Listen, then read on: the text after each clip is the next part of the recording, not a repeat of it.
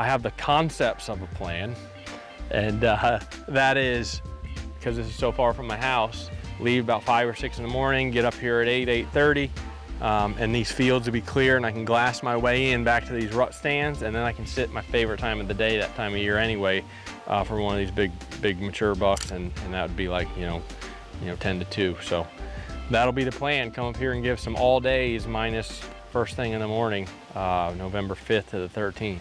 If you haven't heard, we have a brand new Discord server. It's the Whitetail Group Discord server. It's basically like a forum style private chat room.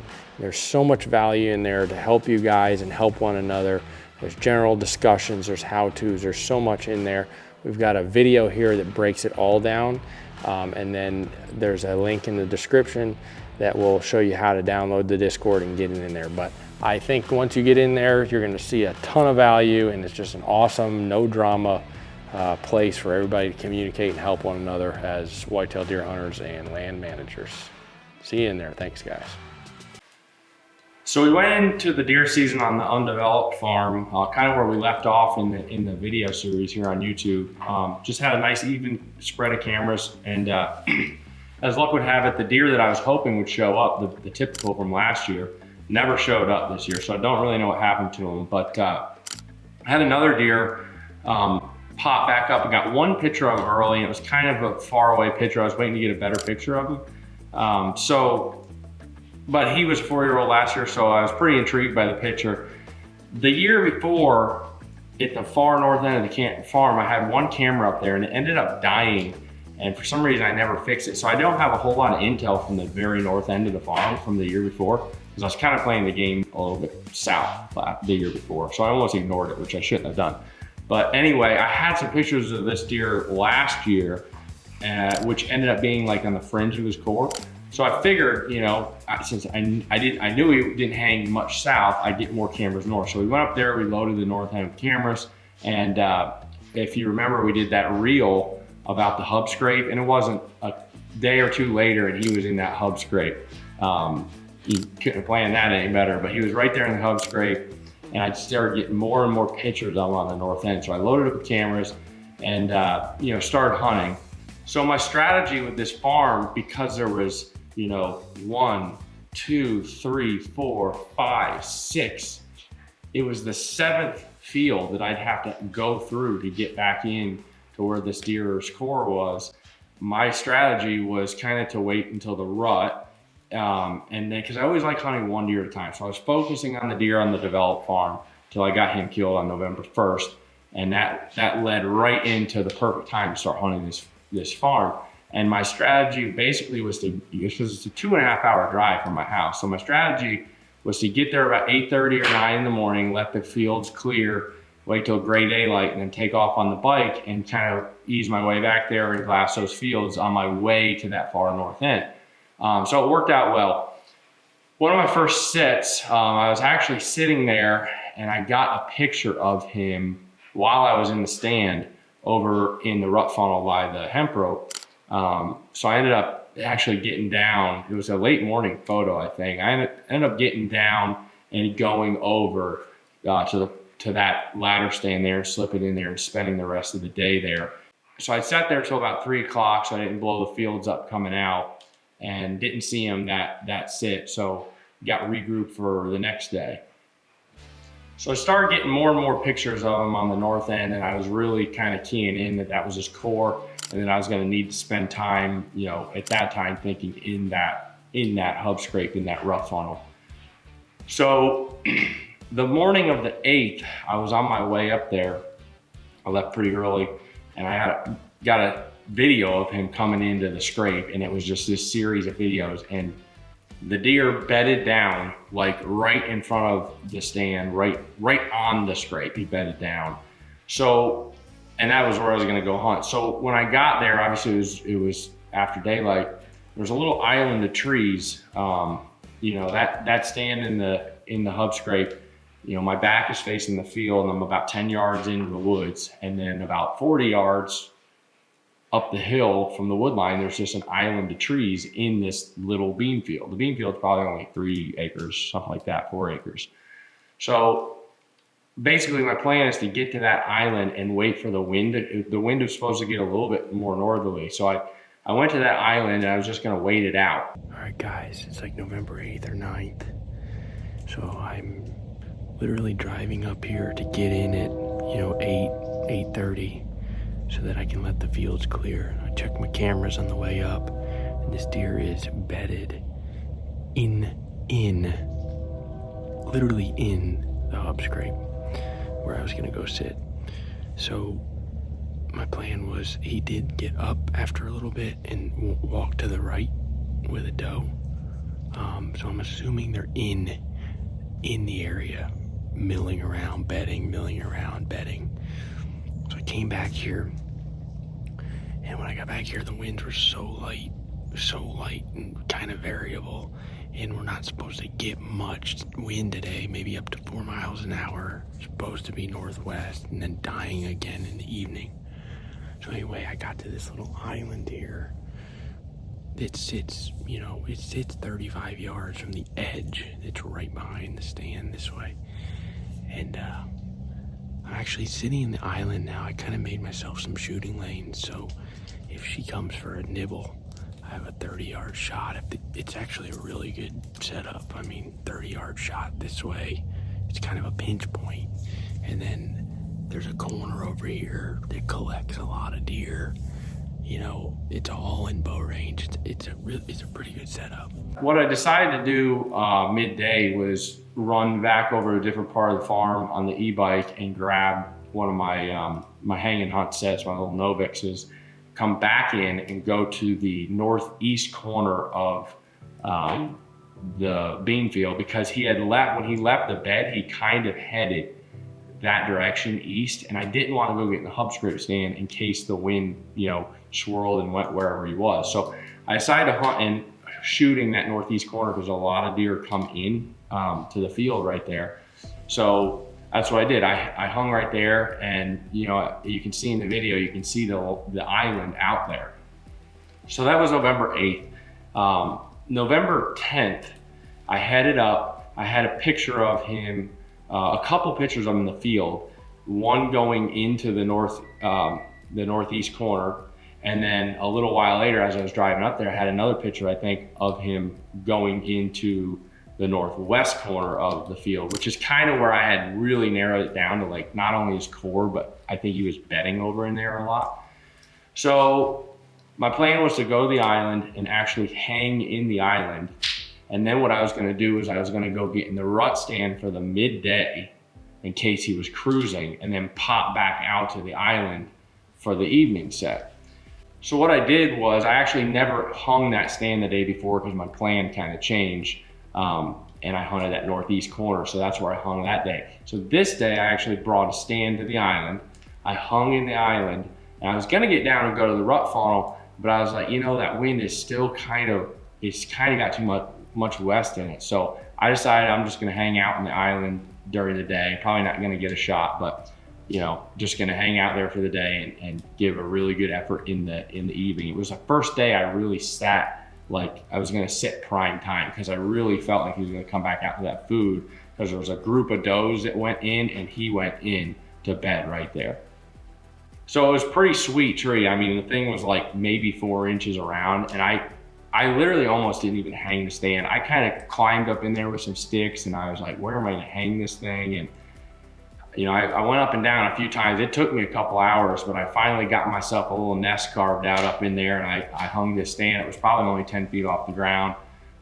Sent it to Toby, and just kind of laughing about it. It's kind of the running joke, because I always hang in these silly trees. And so anyway, I'm sitting there about 1:30 in the afternoon, and I look out, and I see a deer in the corner. I look up, it's him, and he's literally just cutting, staying in the cover, and he's cutting the inside corner.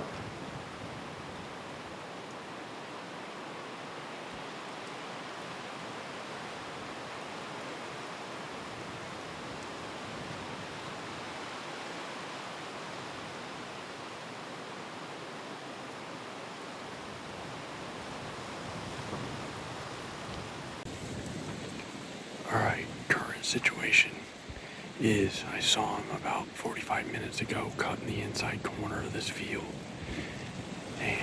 just saw him again. I don't think he's really cruising. I think he's just milling around in his bedroom. Or he's got a doe in there, I'm not sure. He was moving so slow, I almost got down because it's the middle of the day. My chances of him being in this field is not good. I almost got down since I knew he was west of the hub scrape funnel. I tried to slip in there, but I didn't want to bust other deer, and with him so close, I think there's a good chance of him coming into this field tonight.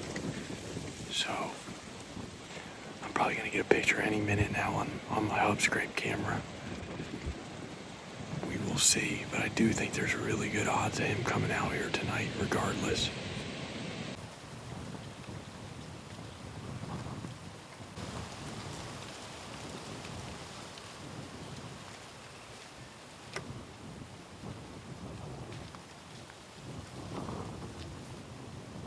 Right.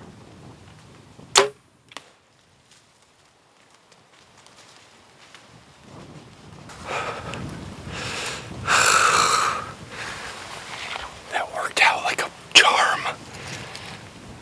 I had to stop him because he came out and I almost trimmed this stuff. I almost did it. I could hear him grunting, and he came and he was quartered, and if it was now or never. And I shot. It looked a touch high, but I think it's in there. It's a big beast broadhead, so unbelievable. It took a little more time here on the old undeveloped lease, but that's the way the rut goes. It's a grind, a bunch of probability, just pounding hours until you can finally get one in bow range. Unbelievable. I saw this deer midday. Here we are, November 10th, one of my favorite rut days of the year. And it's a Magic X type day. The front is hitting right now. This is the beginning of the X. And it's a rising moon in the afternoon. We're 5 days from the full. And everybody's been saying the mornings are slow. I saw him at about 1 o'clock in the afternoon, cutting that inside corner. And I've been wanting to hunt there, but it's just it's so hard to. There's a lot of stuff going on that makes it a little challenging. Anyway, I saw him milling around in there, and I thought he was just kind of milling around his bedding area, which he obviously probably was. And he came out. I heard a grunt. There was I think it was a button buck. I heard a grunt, and he popped out right here. I hanging on it in this little tiny hedge tree. It's about a 4 or 5 inch tree, and right tree, wrong tree, right spot. I was worried it was going to be a far shot, but I had this wicked pinch here, and it's pretty funny. I sent Toby a video of my spot, and he goes, "Watch those twigs." And I had my pole saw down here on the ground, and so a few minutes later I sent him another video, and I showed him. I said, "Well, you might have made a difference in tonight's hunt, because I got down and got the pole saw and I limbed it out, and as luck would have it, I might have had a little bit of lane where I shot him, but I think I might have anyway, but it was close, so thank you, Toby." So, it looked a little bit high, but not too high, I don't think. So we will see what we got. Alright, so you can't even see it, but my stand is in that little bush right there. And the deer was standing right here, behind me on that wood line. I almost didn't get a shot. I'm gonna go down here and see what I got. I shot him with a 2.3 inch beast. A little high, but not too high, I don't think. Okay, I can see my arrow, and it looks like a beautiful thing, and that's a beautiful thing, because I can't see blood at all. So, here we go. I'm gonna try and flip this over for you. Oh, mama.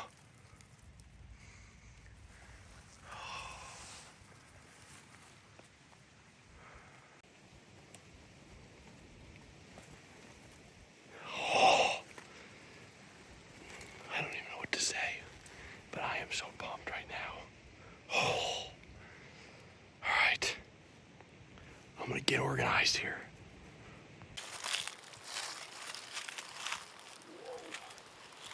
You know it's a lot of mud when I can see it.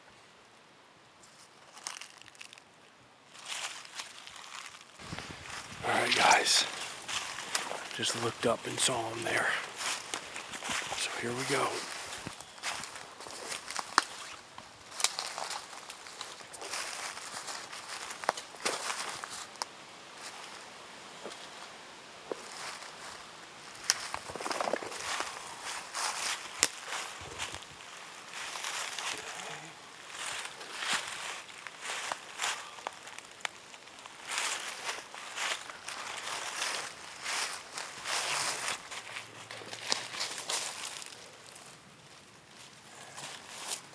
Unbelievable.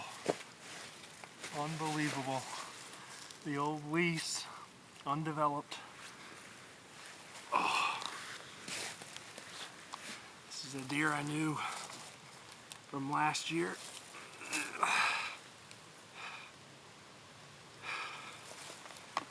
Spent quite a bit of time up here once the rut hit chasing this dude. It just takes a little more time when it's old school, man. It's how I've killed most of my deer, is like this, you know, just kind of tightening the noose and figuring them out and moving. And I was sitting there in the tree today thinking, I finally feel like I've got ground zero pegged. And wouldn't you have it, I saw him at 1 o'clock in the afternoon in there, right in ground zero. And unbelievable. Came out a little bit later. I almost made a move for midday because I didn't think he'd be in the beans until later.